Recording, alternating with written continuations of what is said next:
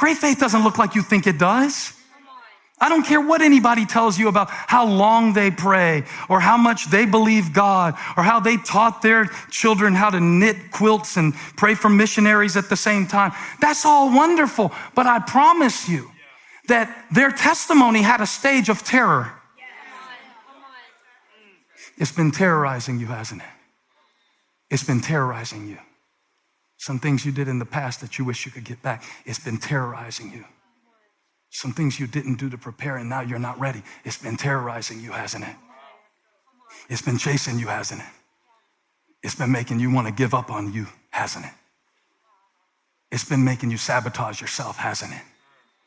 It's been making you think maybe there's not a reason for me to go through it all. It's been making you want to turn around and go home.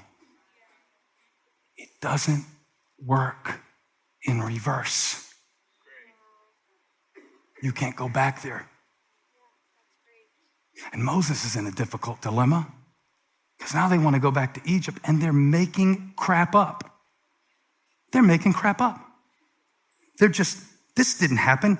Didn't we say to you in Egypt, leave us alone? This is verse 12. Leave us alone. Let us serve the Egyptians. No, you didn't say that to him in Egypt. They never said that in Egypt. If you find it, put it on some social media and I'll meet up with you there. It's not out. You can't find it. They didn't say that. This is a revisionist history.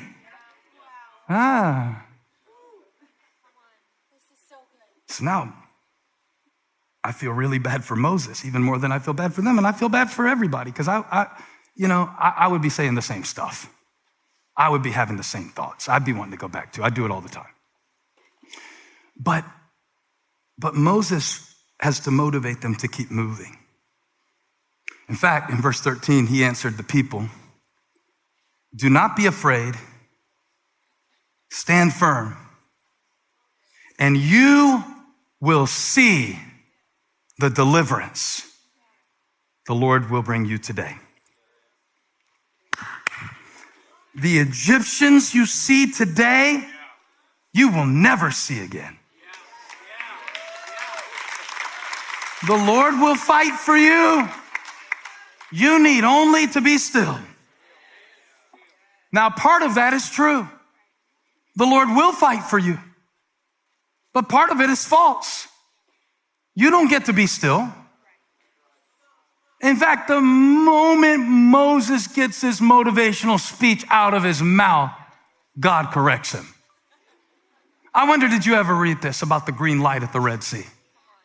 I wonder, did you ever really think about this? Because Moses is saying, hey, God's got this.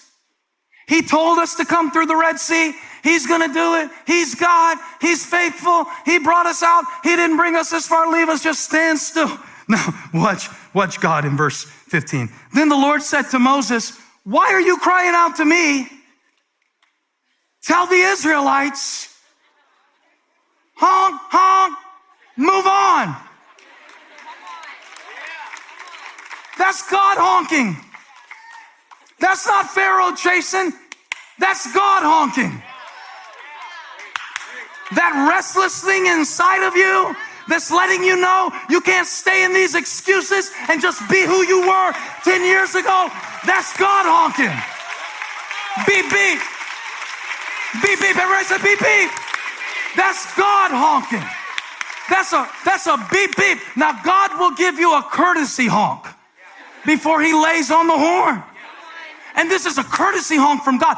This word, this message today from God through me to you, this is a courtesy honk from God.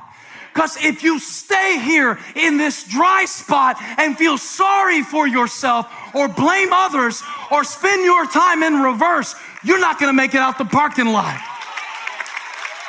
You're not going to get to see the manna. You're not going to get to taste the grapes. You're not going to bring down the giant. This is God honking.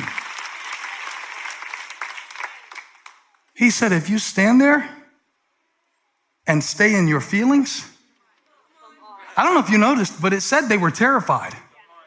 I guess they were. Well, see, I wouldn't because the Lord fights my battles. Shut up. Shut up. I don't want God to strike you for lying while I'm preaching. I'd have to call the ambulance and all of that. Don't lie. But the miracle is not in your feelings.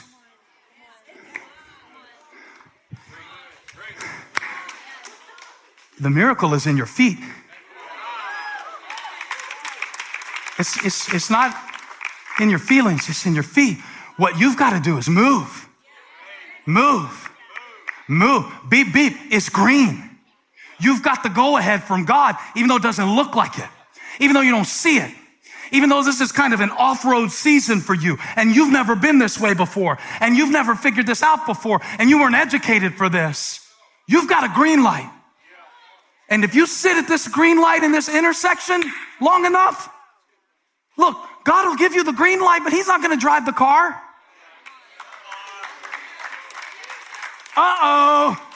Looks like I hit a nerve. Y'all were singing, Jesus, take the wheel. He's like, nope. Yea, though I walk through the valley of the shadow of death, I will fear no evil because you're with me. Okay. It's in my feet. He enables me to go through the valley. That's what he gave me grace for. Not to make it so that I never experienced a valley.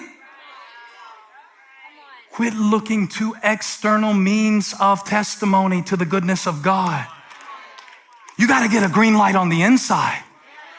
You got to get a green light on the inside to say, you know what? I know God is calling me to love this person, even though they get on my last nerves. That's what I mean by a green light at the Red Sea. When God enables you to do something that you could never do apart from him. Apart from me, you can do nothing. But I can do all things through Christ who strengthens me. And I can do this too. God's gonna get his glory, but you gotta go. You've gotta go. I don't mean running from stuff. I don't mean moving cities. I mean walking by faith, not sight. To pass through the sea. That's the reason he brought you to the Red Sea. Because the Egyptians can't swim that far. Oh God. Too much. Should have been a series. All I came to prophesy today is you've got green. And you got to go. You got to go. So where should I move? Tampa, Atlanta? You keep thinking it's about geography. It's not about geography. Yea, though I walk through the valley of the shadow of death. Yea, though I walk through the valley of the shadow of death. I will fear no evil. Though I walk through, I will fear no fear. I feel fear, but the miracle is not in my feelings. It's in my feet. And you know what else Psalm 23 says? He maketh me lie down. He knows when it should be red. He knows when it should be green. He maketh me lie down in what, pastors? Did you just say green? Does my whole sermon go together to get you to realize that you've got green even in the valley? That he will feed you. He will feed you in the low place. Yeah. You're depressed. Yeah. You're anxious. Yeah. You screwed up. Yeah. You did it. But he's going to bring you through anyway. Where's the organ? Where's the organ? I need to celebrate. I need to celebrate. I need to celebrate. I need to celebrate. If it's all by myself. Woo! Woo! Woo! Woo! Woo! Woo! Woo! I got that go-through anointing. I got that anyway anointing. I got that Red Sea revelation. He led me through the depths. Through the depths, like it was a desert. He brought me through dysfunction. He brought me into destiny. He led me through the desert. He led me through the desert. He led me through the desert. The proof that God is leading you is not that it's easy. He prepareth a table for me in the green valley in the presence of my enemies. He's leading me. I'm not going the easy way. I'm going through the sea. I've been baptized in water. I've been baptized in the Father's love. I've been baptized by fire, and I shall come forth as gold. As gold. I'm coming out of this refined. I'm coming out of this restored. I'm coming out of this with a revelation. Because I got a green light. at the Red Sea. I asked the Lord in coming to preach this message, what did he want to give you to get you through? And I said, show me, Lord, what you want to give them to get them through. Because he gave Moses a staff. And I'm like, well, surely you can give them something. Thy rod and thy staff, they comfort me. Well, Moses had a staff, David had a staff. God of Moses, God of David. What did he give Annabelle? What was your name again, lady, that I said I was going to preach to? Kathy. What did he give Kathy? So I'm praying you. And the first thing God said he wanted to give you as you go through this Red Sea. Shout it again. You got green. You got green. I want to see green light emojis all in the chat when I watch this message later this week. Because the first thing he said he wanted to give you was grace. Grace. Grace, not just any kind of grace, because we put that before we eat the casserole. Let's say grace. Not that kind of grace. He said he wanted to give you grace for your greatest embarrassments. For the thing you won't talk about. For the thing you pretend like you got through, but you're really drowning in it. I won't stay here long because you'll pretend like you got to go to the bathroom and get up and walk out if I keep talking about this. But this is between you and God. And he told me to say it just like that. He said, tell them, I want to give them grace for their greatest embarrassment, for their most spectacular failure, for their most idiotic mistake. Remember, and I need to show you this again in Psalm 106 because I never saw it quite this way before. I thought the Red Sea was about faith. I didn't know it was also about failure. They rebelled. Please, one more time in the back and I'll stop. I just want you to see this one more time.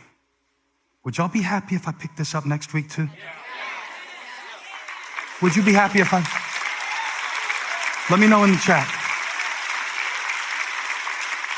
Because I think we need to keep talking about this idea that God will give you a green light, the strength and the assurance and the calling to go through something that you've never seen anybody else go through. And that you've convinced yourself. I was telling my friend the other day, they were saying, well, you're going to get better at this and you're going to develop that. I said, I'm 41. I don't believe.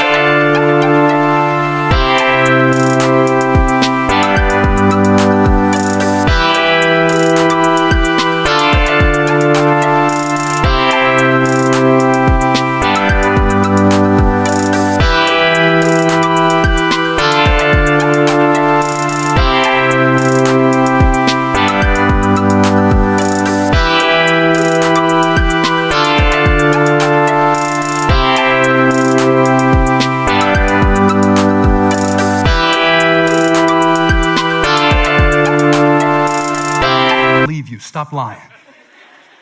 If I'm not all those things by now, I'm never going to be. I didn't want to hear it, you know? I want to put it in reverse. I've always been this way. So now I'm going to be stuck in the parking lot. I'm going to be stuck outside of the peace of God because I want to go back to Egypt. My dad's running across. Give him another chance. Please, man. He's breathing heavy. Thank God for second chances. You better voluntarily testify. Third chances. Fourth chances. Fifth chance. Because it said, they did not remember verse 7. So they rebelled. When you don't remember, you rebel. When you don't remember who God is, what he's done, what he's called you, what Jesus has done for you on the cross, when you forget that, Your sole focus becomes what's in front of you, and the Red Sea is big. So of course you want to go back. Where else are you going to go? But you just saw the Nile turn to blood. You just saw frogs cover the land. You just saw the firstborn of Egypt struck dead, because God will get his glory. He's committed to it. And God is committed to your freedom.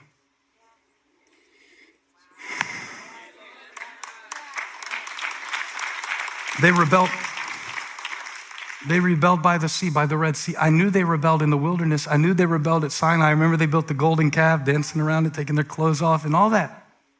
But they rebelled before they even got out. They almost failed their test of faith in the parking lot on their way to the promised land. But what really got me was the word yet in verse 8. Yet he saved them for his name's sake.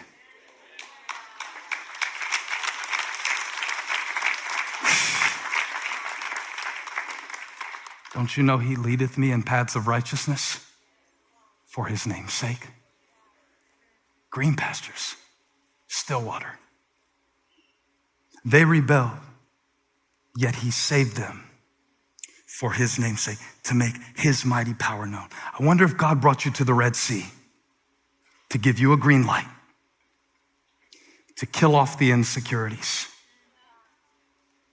to kill off the arrogance, to kill off the idols, to kill off the Egyptians. I wonder if he brought you to this not to kill you, because it wouldn't make much sense if he did all of that to bring you out of Egypt and sent his son to spare you and then left you here at this Red Sea, would it? They rebelled, but my soul got happy when I read what he did. Verse 9, he rebuked the Red Sea. See the symmetry of the text. They rebelled,